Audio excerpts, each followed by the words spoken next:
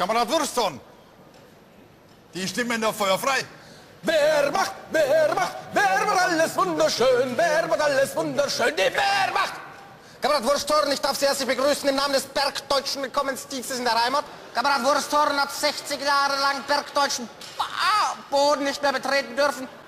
Aufgrund eines Schandurteils in Nürnberg. Er hat ein Opfer dargebracht, das wir nicht Göring schätzen. Das schätzen wir nicht Göring, das kann man gar nicht Göring schätzen. Ich himmlere Sie an, Küssel links, Küssel rechts. Wir alle himmlern Sie an und haben Ihnen ein kleines Geschenk dargebracht. Ach, und zwar ein heiteres Naschwerk aus Deutschland. Die Torte ist gut süß, gut, aber süß. Und wir haben außerdem etwas als Überraschung mitgebracht. Der Amerikaner nennt es Chewing Gum. Wir nennen es Gaugummi. Es wurde in deutschem Gau hergestellt. Geschmacksrichtung deutscher Kartoffelsalat. Bitteschön.